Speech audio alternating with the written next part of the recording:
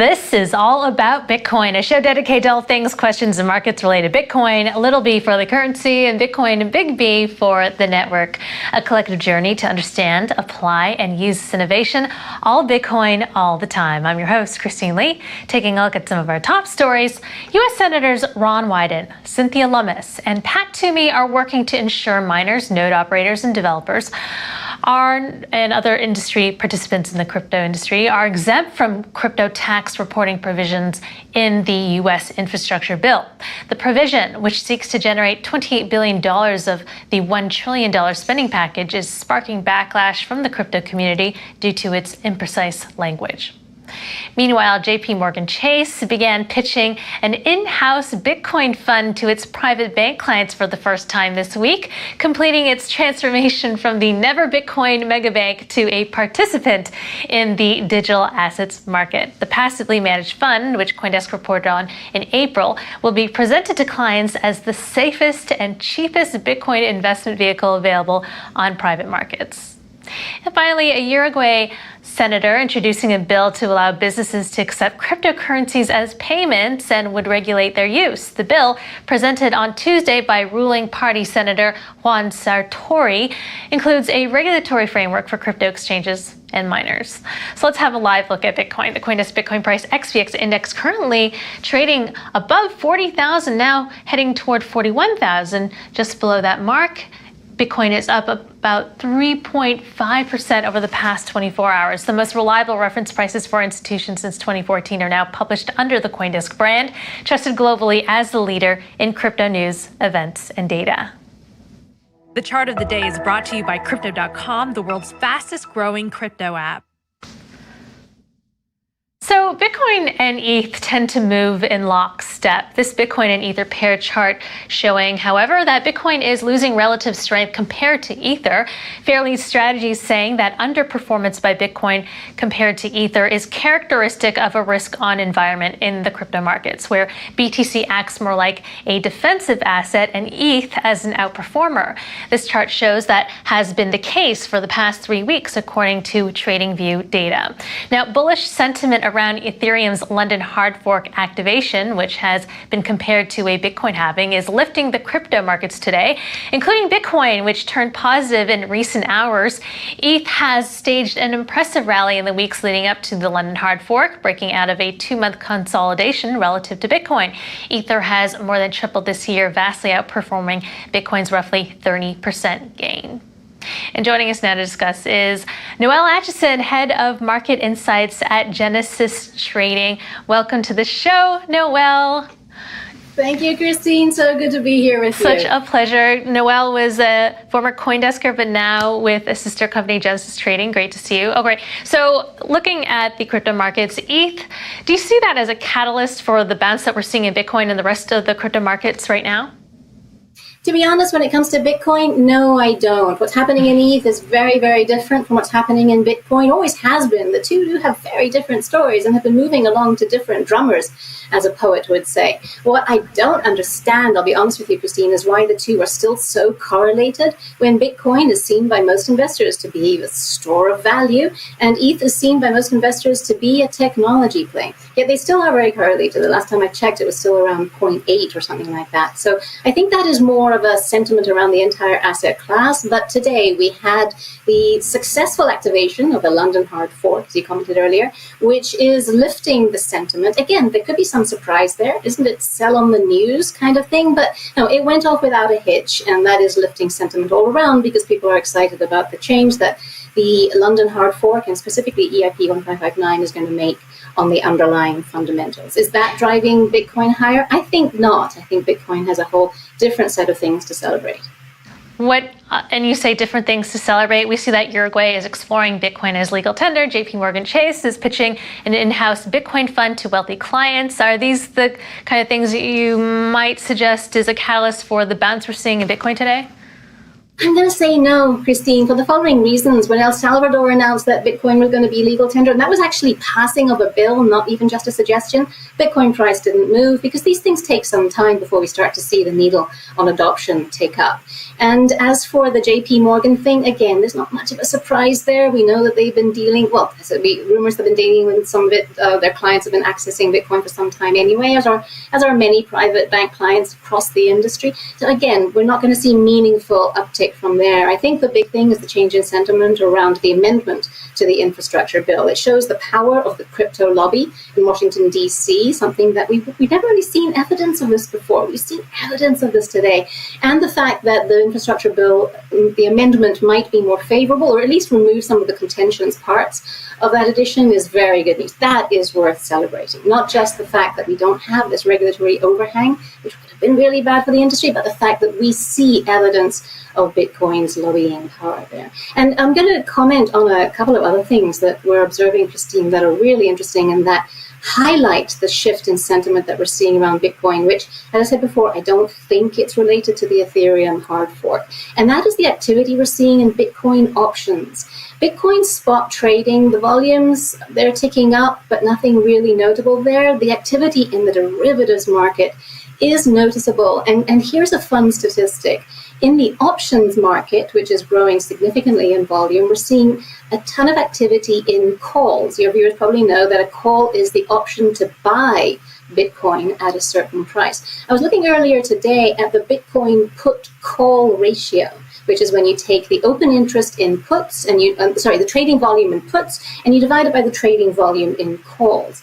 And it is at its lowest level since this chart was created, which was well over 2 years ago. So the put-call ratio in trading volume is at its lowest level in at least 2 years, probably longer. Open interest is also at very low levels. This means that people are starting to take some more optimistic bets. And I'll give you one more fun statistic. In terms of open interest, most of the activity is around calls at $50,000. The second highest open interest is at calls at $100,000. The third concentration of open interest is in calls at $200,000. And the activity is not like for 2025. The activity is concentrated in September and December of this year. Wow. Well, that's certainly very bullish. And I found it interesting what you said about the infrastructure bill and the discussions in D.C. that they're having around regulation. And we heard from Gary Gensler, the chairman of the SEC, earlier this week. And some felt that his comments were actually very aggressive, and there were concerns of perhaps over-regulation on the horizon. But nevertheless, some other people also think that it could be a positive, perhaps some regulatory clarity could happen. I wonder, where do you feel things are headed? Oh, I love that you asked that question, Christine. I don't know if you saw Gary Gensler's talk, if you had time to, but it was very enjoyable, and he is very eloquent.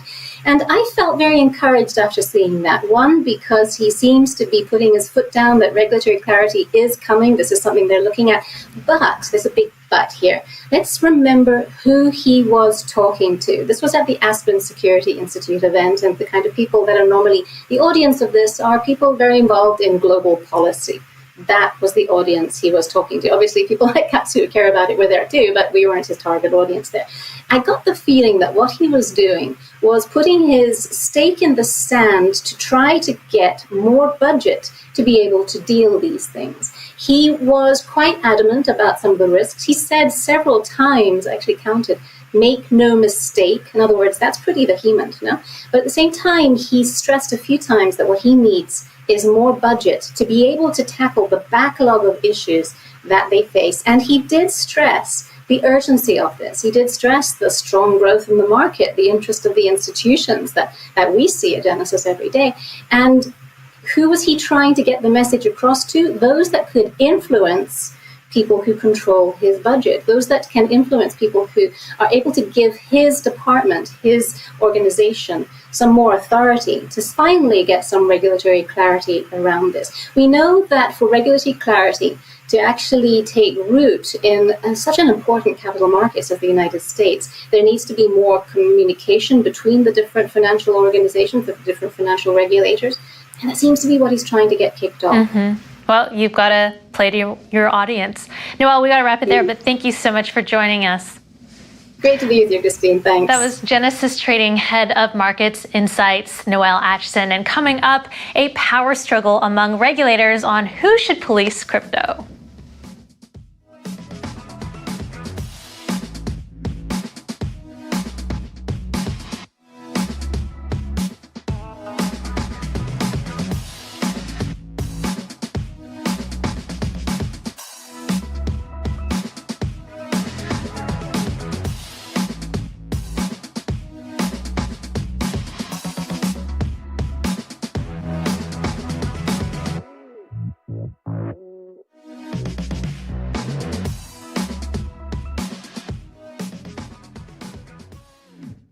Welcome back. Territorial chest thumping developing among current and former U.S. regulators following SEC Chair Gary Gensler's comments that many cryptocurrencies are securities. Former CFTC Chair Chris Giancarlo tweeting, only one U.S. regulatory agency has experience regulating markets for Bitcoin and crypto, and it is not the SEC.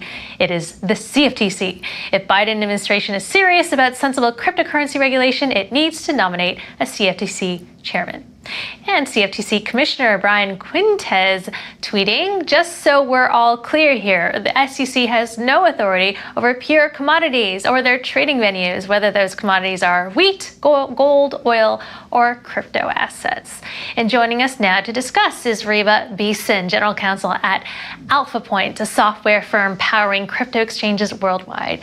Welcome, Reba. So the debate is heating up on which regulators should police crypto and which cryptocurrencies are securities and which are not. And so I'm wondering, what do you make of these comments by the former CFTC and current commissioner, as we have heard from Gary Gensler as well this week, on trying to figure out how these regulations and jurisdictions and authorities should play out? Hi, Christine. Thank you for that question, and it's good to be with you today. So I think in order to answer that question, it's good to put a perspective on the U.S. regulatory landscape. There always have been these various agencies, and there also has always been some struggle from time to time on their wanting to protect their particular area of expertise and domain. So I don't think there's not much new there in that territory. What really is new is the crypto markets and the development of those markets in the U.S. And as you probably well know, Senator Toomey has been following this closely, especially most recently as he's been one of the advocates for amendments to that crypto provision in the U.S. infrastructure bill. He said that 13% of Americans are already engaged in cryptocurrency. So that's 43 million people. And that means there's clear demand and there's opportunity for the U.S. to lead in this technology sector.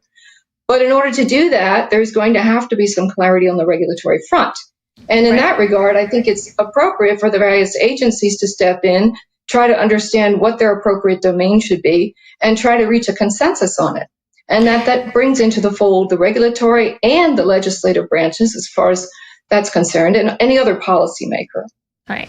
Reba, the SEC has already said that Bitcoin and Ether are commodities and not securities, but the rest of the digital asset space does not have the benefit of that clarity. So does the confusion outline how the old rules don't apply so neatly into crypto, and perhaps maybe a new regulatory framework or body needs to be created for digital assets? Well, I think there's a part of the old and the new. So as it relates to the old, there are advocates to say that we don't need too much more clarity on what constitutes a security for U.S. purposes under the SEC rules, because that's been clarified over the years through case law and guidance from the SEC and otherwise. There are others who say, on the other hand, that in that world in which those sets of rules have been promulgated and guidance has been provided, don't really fit within this crypto domain, and especially how to determine whether something is a security or not. So I think it's going to have to be a consensus that's reached on what we can use from the old, but bring into the new as we have use cases that need to be further developed. Part of this will continue to be done through legislation, but more importantly, I think the courts are going to become better, well-equipped to understand the issues and to promulgate rules through case law. Interesting. And while the SEC and CFTC sort of duke it out, there is also Congress, and the Senate is about to pass a $1 trillion infrastructure bill that aims to generate $28 billion in taxes from crypto investors. Do we even know where they got these numbers from? And I'm wondering what your thoughts are on this legislation.